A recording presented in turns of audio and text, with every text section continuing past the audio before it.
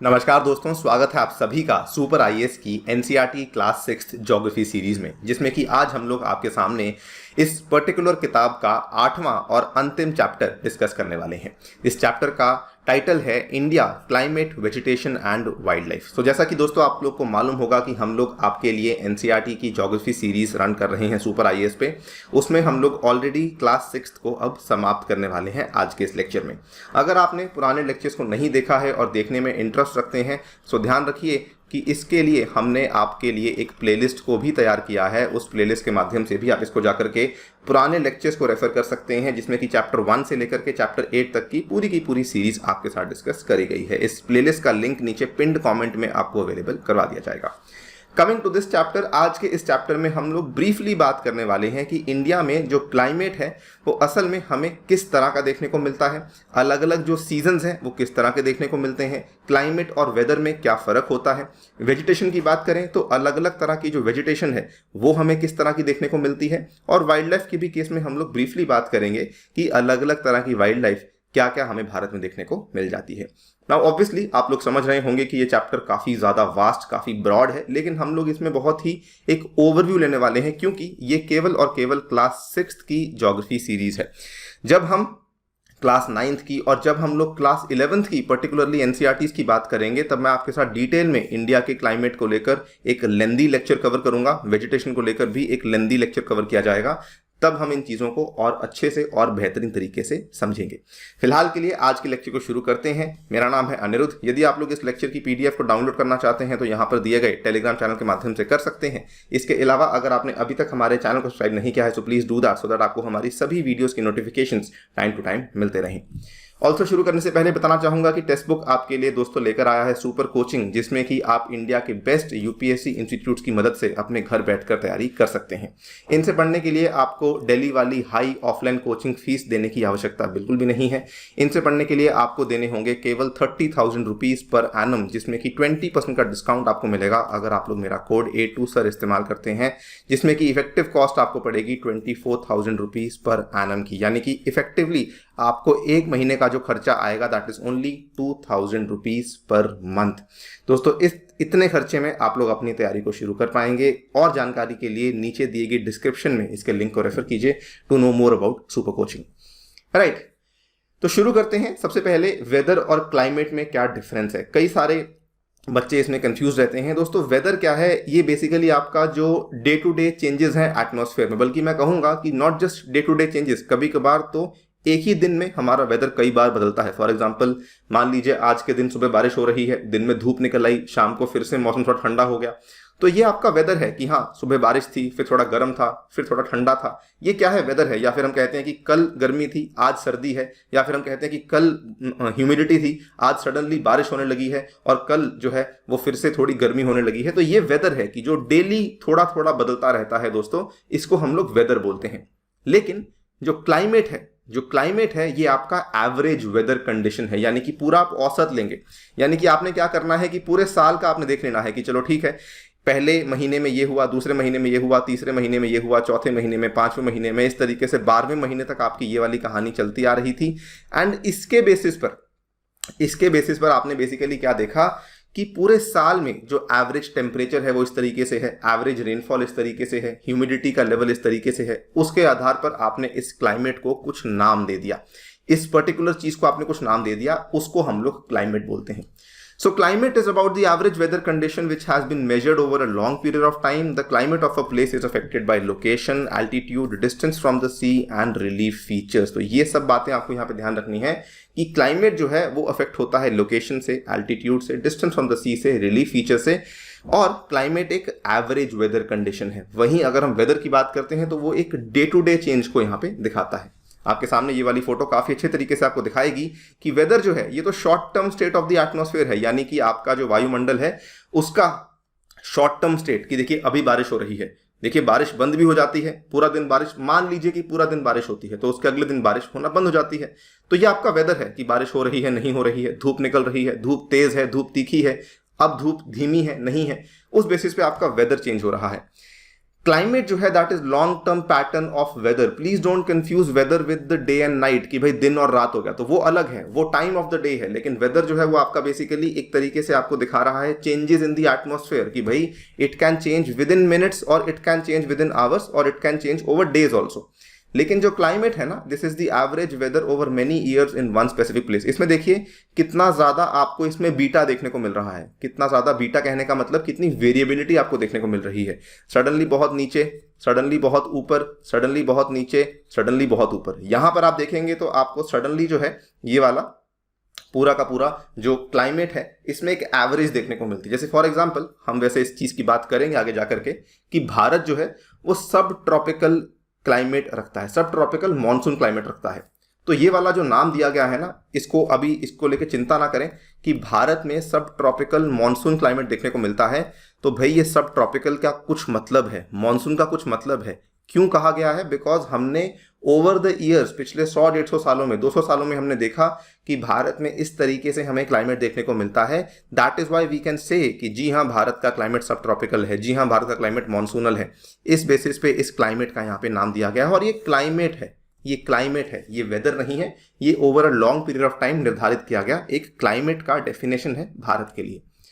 अब देखिए अगर बात करते हैं सीजन्स की, अब एक ही क्लाइमेट में अलग अलग सीजन्स भी हो सकते हैं, ठीक है। एक ही क्लाइमेट में अलग अलग सीजन्स भी हो सकते हैं। फॉर एग्जांपल भारत में हमें कुल मिला के दोस्तों 4 सीजन्स देखने को मिल जाते हैं। शुरू होती है कहानी कोल्ड वेदर सीजन से जो कि दिसंबर से चलती है फरवरी तक।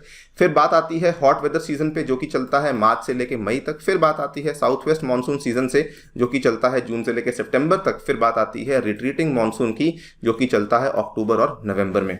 इसमें अगर आप इसको वैसे याद करने जाएंगे थोड़ा कंफ्यूज हो सकते हैं, लेकिन आप इसको अपनी डेली एक्सपीरियंसेस के साथ ही मैप कीजिए कि जब आप स्कूल में जाते थे तो दिसंबर से लेकर फरवरी तक आपकी सर्दी होती थी, स्कूल के जाने का टाइम लेट था। अगर बात करते हैं गर्मियों की तो ये मार्च से लेकर मई महीने तक होता था। मई महीने के बाद गर्मियों की छुट्टियां शुरू होती थी और मई और जून छुट्टियां रहती थी। और उसके बाद अगर आप देखते छुट्टियों में ही बारिश आना शुरू हो जाती थी। और दोस्तों फिर बारिश का मौसम आता है रेनी सीजन, वो जून से लेकर चलता है सितंबर तक, ठीक है। और फिर सितंबर के बाद आपका शुरू होता है मौसम ऑटम का, जिसको कि हम लोग पतझड़ भी बोल देते हैं, जिसमें पत्ते झड़ते हैं, जिसमें कि अक्टूबर और नवंबर के आपको मौसम देखने को मिल जाते हैं। तो अपने डेली एक्सपीरियंसेस से याद करेंगे तो आपको और अच्छे से याद होगा कि एग्जैक्टली जो मौसम है वो किस तरह का है और वो क्यों है। हाँ, इनके नाम प्लीज आप लोग ध्यान रखिएगा, वेरी वेरी इंपॉर्टेंट इनके नामों का ध्यान रखना कि ये वाला जो है ये साउथ वेस्ट है, ये वाला जो है इसको हॉट कहा जाता है, इसको कोल्ड कहा जाता है, इसको रिट्रीटिंग कहा जाता है। कोल्ड वाले को विंटर कहते हैं, हॉट वाले को समर कहते हैं, साउथ वेस्ट वाले को रेनी कहते हैं और रिट्रीटिंग वाले को ऑटम कहते हैं। ये वाले टेक्निकल नेम्स हैं बिकॉज सवाल जब भी आते हैं तो टेक्निकल नेम्स के आधार पर आते हैं, इसीलिए नाम का ध्यान रखना काफी इंपॉर्टेंट है। टाइमलाइन आप लोग अपने बेसिक इंस्टिंक्ट से भी टाइमलाइन को रिमेंबर कर सकते हैं, रिकॉल कर सकते हैं। अब ब्रीफली बात कर लेते हैं चारों सीजन्स के बारे में। देखिए बड़ा सिंपल है। विंटर में दोस्तों क्या क्या होता है? It is also called as the cold weather season. The sun rays do not fall directly in the region, as a result the temperatures are quite low in northern India. तो obviously बात है कि winter है तो आपका cold weather season भी कहा जाता है। सनरेज डायरेक्टली रीजन के ऊपर फॉल नहीं करती। याद कीजिए मैंने आपको क्या बताया था, ट्रॉपिक ऑफ कैंसर के ऊपर जो कि भारत को ऑलमोस्ट हाफ एंड हाफ में तोड़ता है, इसके ऊपर सनरेज कब पड़ती हैं? 21 जून को। और दोस्तों 22 दिसंबर के आसपास कहानी क्या होती है? यही वाली जो आपकी मिड डे सन की रेज है ये ट्रॉपिक ऑफ कैप्रिकॉर्न पे चली जाती हैं। तो सन रेज डायरेक्टली किसी रीजन पे फॉल नहीं करती। आप देखते हैं धूप आती भी बड़ी कम है। As a result temperatures are quite low in northern India. वहीं समर की बात करें, इसको हॉट वेदर सीजन कहा जाता है। इसको इसके साथ मैप कीजिए। Sun rays more or less directly fall in this region, temperature becomes very high, hot and dry winds called loo blow during the day. दिन में आपने देखा होगा गर्मियों में specifically northern part of India में जो आपकी गर्म और सूखी यहाँ पे हवाएं चलती हैं जिनको कि हम लोग लू बोलते हैं, वो यहाँ पे बहती रहती हैं, ब्लो ड्यूरिंग द डे। उसके बाद हम बात करते हैं रेनी सीजन के बारे में। It is also called as the south west monsoon season. In this season the winds blow from the Arabian Sea and the Bay of Bengal towards the land. Now थोड़ा सा इसके बारे में हम लोग ब्रीफली आपको जानकारी दे देते हैं। हालांकि इसके बारे में हम पूरी की पूरी क्लास लेंगे जब हम 11वीं कक्षा की एनसीईआरटी की बात करेंगे कि साउथ वेस्ट मानसून सीजन किस तरीके से काम करता है। यहाँ पर आपको मैं थोड़ा ड्रॉ करके दिखा देता हूँ। तो फॉर एग्जाम्पल लेट अस से ये भारत का एक मैप है, ठीक है। तो इस मैंने केवल पेनिनसुलर इंडिया को ही ड्रॉ किया है। दोस्तों क्या होता है, यहाँ पर मान लीजिए ये आपका इक्वेटर है, इक्वेटर भारत के जस्ट नीचे है, आपको मालूम होगा। तो यहाँ पर क्या होता है, ये आपको मालूम है कि this is your Arabian Sea and this is your Bay of Bengal. तो रेनी सीजन में क्या होता है कि आपकी हवाएं चलती हैं। दोस्तों ये आपकी जो हवाएं चलती हैं, ये यहाँ से हवाएं चलना शुरू होती हैं, इस तरीके से अंदर एंटर करती हैं, इस तरीके से ये हवाएं अंदर एंटर करना शुरू कर जाती हैं, ठीक है। ये इस तरीके से हवाएं अंदर एंटर करना शुरू कर जाती हैं एंड ये वाले को कहा जाता है rainy season. In this season the winds blow from the Arabian Sea and Bay of Bengal towards the land. देखिए विंड्स जो है अरेबियन सी की तरफ से आ रही हैं, बे ऑफ बंगाल की तरफ से आ रही हैं और इंडिया की मेनलैंड में जा रही हैं। These airs carry moisture with them, when these winds strike the mountain barriers rainfall occurs. अब आप कहेंगे कि ऐसा क्यों होता है, this is again slightly complex. इसको हम लोग टेक्निकल भाषा में ओरोग्राफिक रेनफॉल बोलते हैं, लेकिन ये कैसे है, कैसे काम करती है, डिटेल में बात करेंगे आगे आने वाली एनसीईआरटीज में। लेकिन हाँ, इस वाले मौसम में क्या होता है कि भारत में बारिश आती है और ये जो हवाएं हैं ये बे ऑफ बंगाल से और अरेबियन सी से हमारी लैंड की तरफ आती हैं। इस पर्टिकुलर मौसम को हम लोग साउथ वेस्ट मानसून सीजन भी बोलते हैं। साउथ वेस्ट मानसून सीजन क्यों बोलते हैं, इसका रीजन बड़ा सिंपल है दोस्तों, क्योंकि यहाँ पर जो इसकी लोकेशन है, जो इसका ओरिजिन पॉइंट है, वो साउथ वेस्ट की तरफ से है। तो देखिए विंड्स जो है वो साउथ वेस्ट की तरफ से आ रही हैं, इसलिए उसको साउथ वेस्ट मानसून सीजन कह दिया जाता है। वहीं अगर हम बात करते हैं ऑटम की, तो ऑटम में कहानी थोड़ी सी बदल जाती है। It is also called as the season of retreating monsoon. In this season, winds move back from the mainland to the Bay of Bengal. Southern part of India, particularly Tamil Nadu and Andhra Pradesh, receive rainfall in this particular season. अब ये वाली winds थी, अब ये ऊपर से नीचे आना शुरू करती हैं, ये ऊपर से नीचे आना शुरू करती हैं, इस तरीके से ऊपर से नीचे आना शुरू करती हैं। और क्योंकि ये इस तरफ से आ रही हैं, इसको दोस्तों नॉर्थ ईस्ट मॉनसून सीजन भी कहा जाता है या फिर सीजन ऑफ रिट्रीटिंग मॉनसून भी कहा जाता है, और बिल्कुल ही सिंपल भाषा में कहें तो इसको ऑटम भी कहा जाता है। इस केस में तमिलनाडु और आंध्र प्रदेश के इलाकों में हमें बारिश देखने को मिलती है, बाकी भारत में हमें इस केस में नॉर्मली बारिश देखने को नहीं मिलती है। तो ये एक ब्रीफ कहानी है, डोंट गेट टू मतलब बहुत घबराने वाली बात नहीं है कि हमें सब कुछ समझ नहीं आएगा, बिकॉज हम लोग डिटेल में बात करेंगे आगे आने वाले एनसीईआरटीज में। अभी हम लोग केवल ब्रीफली बात कर रहे हैं कि जी हाँ, भारत में हमें 4 सीजन देखने को मिलते हैं। मान लीजिए कि आपको यूपीएससी में 100 वर्ड्स में भारत के चारों सीजन के बारे में बताना है, तो उस केस में इससे बेहतर तरीका बताने का नहीं है। टैबुलर फॉर्मेट में आपने 100 वर्ड्स में सारे के सारे सीजन के बारे में ब्रीफली बता दिया है। अब हम बात करते हैं क्लाइमेट ऑफ इंडिया के बारे में। हमने क्या देखा कि भारत में जो आपका क्लाइमेट है उसमें अलग अलग सीजन्स भी आपको देखने को मिल रहे हैं। क्लाइमेट ऑफ इंडिया के बारे में हम लोग बात करते हैं तो इसको एक नाम जो दिया गया है वो क्यों दिया गया है दोस्तों। क्लाइमेट ऑफ इंडिया जो है, this has been broadly described as monsoon type. As mentioned earlier, we experience regional differences in the climate of India according to altitude, distance from the sea and the relief. तो basically क्या है कि climate को monsoon type का नाम दिया गया है और इसमें हमारा जो क्लाइमेट है वो एल्टीट्यूड, ऊंचाई के हिसाब से, समुद्र से दूरी के हिसाब से, और रिलीफ यानी कि हाइट जनरली, मतलब कि जो टेरेन की उबड़ खाबड़ता है, जो हाइट है, उसके हिसाब से भी आपका मौसम बदलता रहता है। तो फॉर एग्जांपल अगर हम बात करते हैं साउथ इंडिया में मौसम अलग है, नॉर्थ इंडिया में मौसम अलग है। अगर बात करते हैं साउथ इंडिया में तटों पे मौसम अलग है, लेकिन तटों से अंदर आते आते मौसम बदल जाता है। सो फॉर एग्जांपल अगर हम क्विकली पेनिनसुलर इंडिया को ड्रॉ करें तो इस तरीके से दोस्तों, यहाँ पर जो मौसम होगा और यहाँ पर जो मौसम होगा, ये 1 होगा और ये 2 होगा। ऑब्वियसली 1 और 2 अपने आप में डिफरेंट होंगे, और वैसे ही अगर हम ऊपर आ जाते हैं तो 3 में मौसम और अलग होगा। तो यस, मौसम जो है वो बदलता रहता है depending upon the altitude, depending upon the distance from the sea and depending upon the relief. Again इसके बेसिस पे हमने हमारे क्लाइमेट को डिफाइन किया है। उदाहरण के तौर पे ले लीजिए, भारत में जैसलमेर और बीकानेर है जो कि वेस्टर्न राजस्थान में पड़ते हैं दोस्तों। ये आते हैं मरुस्थल में, बहुत गर्म होता है। वही अगर आप बात करते हैं द्रास और कारगिल जो कि जम्मू कश्मीर में आते हैं, ये फ्रीजिंग कोल्ड होते हैं, बहुत ज़्यादा सर्दी होती है। वहीं पे मुंबई और कोलकाता में क्लाइमेट मॉडरेट होता है, ना कभी बहुत गर्मी ना कभी बहुत सर्दी, थोड़ी थोड़ी हवाएं चलती रहती हैं, और आपको बेसिकली ह्यूमिडिटी होती है, बिकॉज वहाँ पर बहुत ज़्यादा हवा में पानी की मात्रा बहुत बढ़ जाती है। लेकिन ओवरऑल अगर आप देखेंगे तो इन मौसम में जो क्लाइमेट है वो काफ़ी मॉडरेट रहता है। उसके बाद मौसिनराम है मेघालय में, which receive the world highest rainfall. तो ये भी भारत के ही अंदर है। कैन यू सी वेरिएबिलिटी, जितने भारत में संस्कृतियां हैं, जितने भारत में रिलीजन्स हैं, जितने भारत में लैंग्वेजेस हैं दोस्तों, उतने ही भारत में वेरिएबिलिटी हमें क्लाइमेट में भी देखने को मिलती है। You can talk about these things in your essay also, कि जोग्राफिकली भी भारत में हमें बहुत सारी वेरिएबिलिटीज, बहुत सारी डाइवर्सिटीज देखने को मिलती हैं। फॉर एग्जांपल ये देखिए, मौसिनराम चेरापूंजी में बहुत भारी बारिश, उसके बाद गंगा का डेल्टा भी है, उसके बाद जैसलमेर भी है, उसके बाद आप यहाँ पे देखेंगे बारिश बिल्कुल नहीं है, यहाँ पे बारिश थोड़ी बहुत है, यहाँ पे बारिश बढ़ जाती है।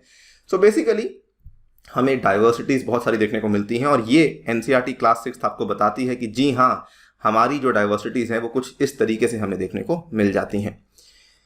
जिस तरीके से हमें क्लाइमेट में डाइवर्सिटीज देखने को मिलती हैं और जिस तरीके से हमें भारत में भिन्न प्रकार के सीजन्स देखने को मिलते हैं दोस्तों, उसी प्रकार हमें जो है वो नेचुरल वेजिटेशन के एरिया में भी अलग अलग तरह के हमें यहाँ पे टाइप्स देखने को मिलते हैं। The grasses, shrubs and trees which grow on their own without interference of help from anybody are called natural vegetation। अपने आप उग रहे हैं, प्रकृति की मदद से उग रहे हैं दोस्तों, उसको यहाँ पे नेचुरल वेजिटेशन कहा जाता है। अब ये भी डिपेंड करता है अलग अलग चीज़ों के ऊपर, लेकिन जो दो सबसे ज़्यादा इंपॉर्टेंट चीज़ें होती हैं वो होता है टेम्परेचर और दूसरा होता है rainfall. Different types of natural vegetation are dependent on different climatic conditions. Amount of rainfall is very important। तो यहाँ पर जो climatic conditions में भी सबसे important चीज़ क्या होती है, टेम्परेचर होता है, और rainfall तो important है ही है। Depending on these two things, depending on the interaction of these two things, आपका अलग अलग तरह का natural vegetation यहाँ पे सामने आपको देखने को मिलता रहता है। नेचुरल वेजिटेशन हमारे लिए ऑब्वियसली बहुत हेल्पफुल है। नेचर के लिए क्यों हेल्पफुल है? क्योंकि सॉइल इरोजन को कंट्रोल करता है। और इंसान के लिए क्यों हेल्पफुल है? बिकॉज ब्रीदिंग में हेल्प करता है। ऑब्वियसली पेड़ पौधे होंगे तो वहां पर वो कार्बन डाइऑक्साइड को अंदर लेंगे, फोटोसिंथेसिस करेंगे और उसके बाद ऑक्सीजन को छोड़ेंगे जिससे कि हम रेस्पिरेशन करेंगे, और फोटोसिंथेसिस करने के साथ साथ वो खाने को भी बनाएंगे जिससे कि हम लोग अपना पेट भरेंगे। हम लोग ही नहीं बल्कि जानवर भी अपना पेट भरेंगे, जिसकी वजह से ये पूरा का पूरा साइकिल चलता रहता है। इसीलिए नेचुरल वेजिटेशन का होना पूरी धरती के लिए, पूरी धरती के जीव जंतुओं के लिए बहुत ही इंपॉर्टेंट है। They provide life supporting objects and are natural habitat of the wildlife. तो ये कहानी है नेचुरल वेजिटेशन की। अब बात कर लेते हैं इसमें हमें किस किस तरह की टाइप्स देखने को मिलती हैं। अगेन इसके बारे में डिटेल में मैं आपसे बात करूंगा जब मैं क्लास 9th की और मैं क्लास 11th की चर्चा करूंगा, लेकिन फिलहाल एक बार हम ब्रीफली बात कर लेते हैं कि इसके क्या मायने हैं। तो सबसे पहले ट्रॉपिकल रेन फॉरेस्ट है, ट्रॉपिकल डेसिडस फॉरेस्ट है, थॉर्नी बुशेज है। उसके बाद दोस्तों आपको यहाँ पे देखने को मिलता है माउंटेन वेजिटेशन, फिर देखने को मिलता है मैंग्रोव फॉरेस्ट। और यहाँ पे आप देखेंगे ट्रॉपिकल रेन फॉरेस्ट में हमें क्या क्या चीज़ें देखने को मिलती हैं। ये वो वाले इलाके हैं जहाँ पे रेनफॉल बहुत हाई है। यहाँ पर जो आपके पेड़ पौधे हैं वो इतने घने हो जाते हैं कि सनलाइट ग्राउंड तक भी नहीं पहुँचती है। मतलब कि अगर मान लीजिए आपका धरती का सरफेस है ना, अगर ये धरती का सरफेस है दोस्तों, इस तरीके से यहाँ पे पेड़ पौधे होते हैं, इस तरीके से यहाँ पर पेड़ पौधे होते हैं कि बेसिकली आपकी सनलाइट जो है वो धरती तक भी नहीं पहुँचती है, बिकॉज ये पेड़ पौधे ही इस सनलाइट को ब्लॉक कर देते हैं। Trees shade their leaves at different times of the year, they always appear green. Basically इसमें आप देखेंगे तो अलग अलग जो पेड़ हैं वो अलग अलग टाइम पे अपने पत्तों को झड़ते हैं। हालांकि इसमें पतझड़ बहुत कम होती है, लेकिन क्योंकि अलग अलग पेड़ अलग अलग टाइम पे अपने उनके पत्ते झड़ते हैं, तो कभी ना कभी हर टाइम पे आपको किसी ना किसी पेड़ में पत्ते देखने को मिलते ही हैं। इसीलिए ये पूरा साल आपको ग्रीन ही देखने को मिलते हैं, और इसीलिए इनको कभी कभार जो है एवरग्रीन फॉरेस्ट भी कहा जाता है। ट्रॉपिकल रेन फॉरेस्ट को कभी कभार एवरग्रीन फॉरेस्ट भी कहा जाता है। इसमें एक और किस्म होती है जिसको कि सेमी एवरग्रीन कहा जाता है। फिलहाल के लिए उसमें हम लोग नहीं जाएंगे, लेकिन हाँ, जो रेन फॉरेस्ट हैं दोस्तों वो आपके बेसिकली एवरग्रीन फॉरेस्ट हैं। इसमें इसकी जो स्पीशीज हैं, जो प्रजातियां हैं, दैट इज महागनी, एबनी और रोजवुड, इस तरह के आपको पेड़ देखने को मिलते हैं इन पर्टिकुलर ट्रॉपिकल रेन फॉरेस्ट में। आपने कभी घर के लिए फर्नीचर खरीदने जाएंगे तो आपको दुकानदार बताएगा कि महागनी और एबनी की जो लकड़ी है ये बहुत महंगी है, क्योंकि ये भारत में बहुत कम देखने को मिलता है, और जनरली इस लकड़ी को उस जंगल में जाकर के, उस फॉरेस्ट में जाकर के काटना भी अपने आप में काफ़ी मुश्किल टास्क होता है, जिसकी वजह से ये काफ़ी महंगी बिकती है।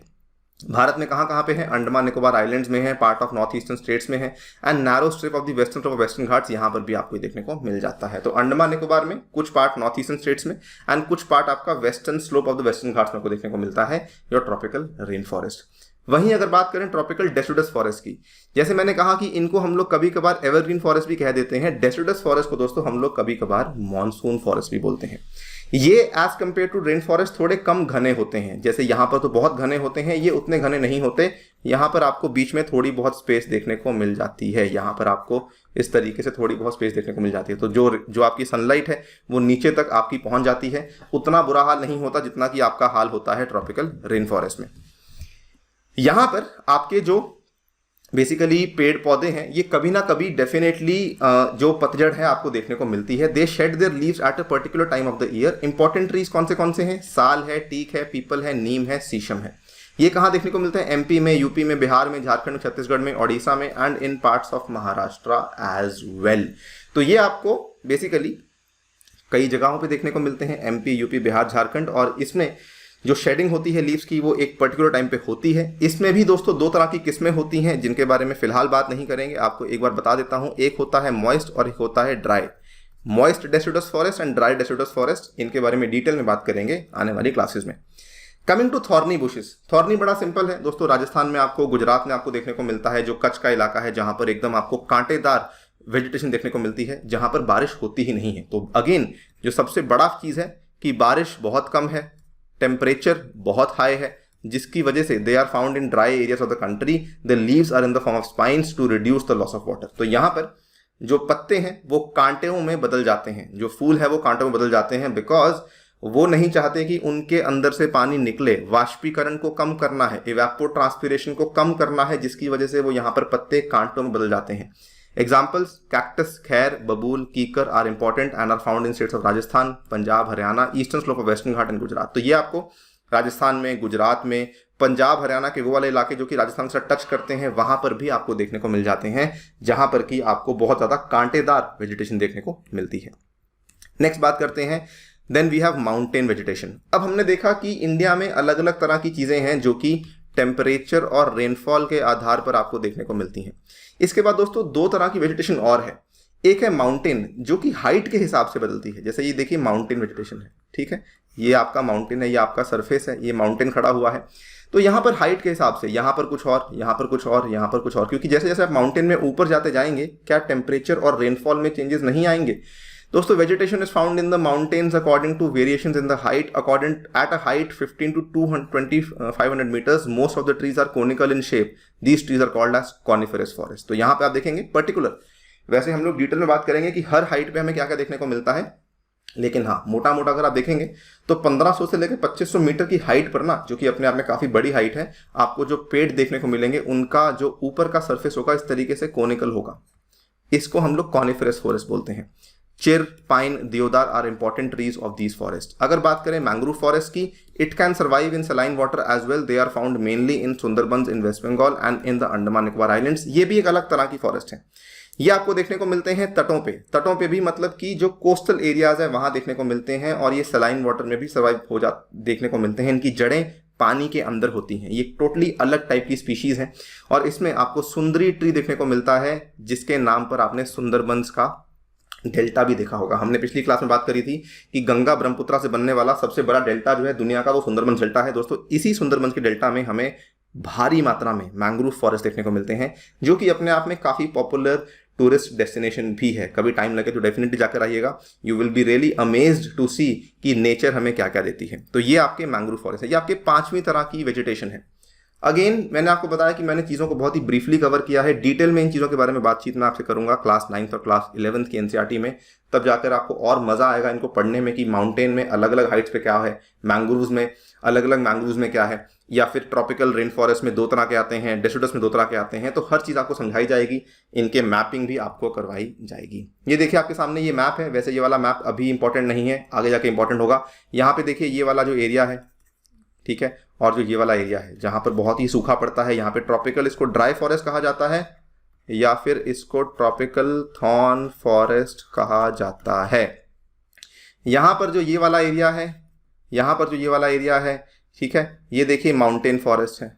एवरग्रीन फॉरेस्ट ये वाला है, ये एवरग्रीन फॉरेस्ट ये वाला है, ठीक है, ये एवरग्रीन फॉरेस्ट है। ये देखिए नॉर्थ ईस्ट में, और यहाँ पर भी ये देखिए evergreen, can you see green करा हुआ है, ये लक्षद्वीप में भी एवरग्रीन है। ये छोटा सा पार्ट एवरग्रीन का यहाँ पर भी है। देन ये डेसिडुअस वाला मैक्सिमम है, जिसको मॉनसून फॉरेस्ट कहा था, ये मैक्सिमम है, ये मैक्सिमम है दोस्तों, ये आपका मैक्सिमम फॉरेस्ट आपको देखने को मिल रहा है, ठीक है। इसको हम लोग मानसून फॉरेस्ट भी बोलते हैं। तो इस तरीके से मैपिंग भी समझेंगे, अभी उतना घबराने वाली बात नहीं है, आगे जाके हम डिटेल में चीज़ों को समझेंगे कि कैसे मैप बना है कैसे नहीं बना है। फॉरेस्ट हमें बहुत कुछ देता है, फॉरेस्ट हमें बहुत कुछ देता है। फॉरेस्ट दोस्तों हमें कितने सारे संसाधन, कितने सारे रिसोर्सेज प्रोवाइड करता है। सबसे पहला, सबसे मूलभूत संसाधन जो है दैट इज ऑक्सीजन, ठीक है। दवाइयाँ निकलती हैं, मेडिसिन निकलती हैं, शेल्टर कितने सारे, fodder, fuel, sports goods, furniture, soil binding, rubber, timber, natural habitat for wildlife, gum and lac, fruits, honey. आपको बता दूं 2021 इस साल का 2020 या 21 का मेंस में हमें फॉरेस्ट रिसोर्सेज को लेकर एक बहुत ही एक्सटेंसिव क्वेश्चन देखने को मिला था कि फॉरेस्ट से हमें किस किस तरह के रिसोर्सेज देखने को मिलते हैं। खैर जो भी है हम डिटेल में बात करेंगे आगे जाकर के, अभी हम लोग केवल एक ब्रीफ आइडिया ले रहे हैं कि फॉरेस्ट से हमें ये सब चीज़ें देखने को डेफिनेटली मिल जाती हैं। Coming to the last part of our class today and the puri NCERT also, wildlife. Many varieties of animals and a large variety of reptiles, amphibians, mammals, birds, insects and worms dwell in the forest. Obviously आपको शायद अंदाजा भी नहीं होगा कि किस किस तरह के यहाँ पर आपको जीव जंतु देखने को मिलते हैं। टाइगर भारत का नेशनल एनिमल है, पीकॉक जो है वो भारत का नेशनल बर्ड है। In order to protect the animals, the government has also started Project Tiger and Project Elephant. Government के द्वारा कई सारे यहाँ पे कंजर्वेशन प्रोग्राम शुरू करे गए हैं जिनके बारे में हम लोग चर्चा मोस्टली एनवायरनमेंट में करते हैं, लेकिन हाँ आपको आइडिया होना चाहिए कि गवर्नमेंट अलग अलग स्पीशीज को बचाने के लिए अलग अलग प्रोजेक्ट्स यहाँ पे चलाती रहती है। ये आपके सामने है, ये अलग अलग तरह की वाइल्ड लाइफ है भारत में। ये देखिए यहाँ पर आपको ये है, यहाँ पर ये है, यहाँ पर ये है, यहाँ पर ये है, ये है, ये अलग अलग तरह की चीज़ें आपको देखने को मिल जाती हैं। अगेन इसका एक बेसिक आइडिया आपको अगर देना चाहूँ तो गिर forest in Gujarat is a home for Asiatic Lions and interestingly पूरे भारत में आपको इनफैक्ट पूरे एशिया में दोस्तों जो एशियाटिक लायंस हैं वो केवल गिर फॉरेस्ट गुजरात में ही देखने को मिलते हैं और कहीं पर भी देखने को नहीं मिलेंगे। Camels are found in the Great India Desert and wild asses in the Rann of Kutch. दोस्तों कैमल्स जो है वो ग्रेट इंडिया डेजर्ट में ही देखने को मिलते हैं, wild asses Rann of Kutch में ही देखने को मिलते हैं। इसको लेके यूपीएससी क्वेश्चन पूछ चुकी है, इसको लेके यूपीएससी क्वेश्चन पूछ चुकी है, इसको लेकर भी यूपीएससी क्वेश्चन पूछ चुकी है। Wild goats, snow leopards are found in Himalayan region, इसको लेकर भी यूपीएससी क्वेश्चन पूछ चुकी है। Elephants and one horn rhinoceros are found in the forest of Assam, इसको लेकर भी यूपीएससी क्वेश्चन पूछ चुकी है। Elephants are also found in Kerala and Karnataka. Many other animals are found in a countries जैसे monkey, wolf, jackal, nilgai, chital etcetera.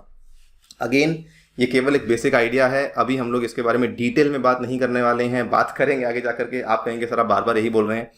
Actually दोस्तों ये class 6 की एनसीईआरटी है, हम लोग बहुत डेप्थ में जाएंगे तो आप लोग घबरा जाएंगे कि ये सब क्या हो रहा है, इसीलिए हम लोग केवल ब्रीफ बात करते हैं। इन बातों को थोड़ा समझिए, अब्जॉर्ब कीजिए, जैसे जैसे कहानी आगे बढ़ेगी और भी ज़्यादा जो है इंटरेस्टिंग होती जाएगी। अगर हम एनिमल्स की बात कर ही रहे हैं तो बर्ड्स की बात भी कर लेते हैं। हम बात कर रहे हैं माइग्रेटरी बर्ड्स की। माइग्रेटरी बर्ड्स बेसिकली वो वाले बर्ड्स होते हैं जो कि मूव करते हैं from areas of low or decreasing resources to areas of high or increasing resources. तो कभी कभार आपने देखा होगा सर्दियों में जब बहुत सर्दी बढ़ जाती है तो रशिया की तरफ से, सेंट्रल एशिया की तरफ से पंछी जो हैं वो उड़ करके भारत की तरफ आते हैं बिकॉज यहाँ पे मौसम थोड़ा ठीक होता है। Some birds such as pintail, duck, curlews, flamingo, osprey and little stint migrate to our country in winter season every year. Smallest migratory bird little stint weighing as low as 15 gram.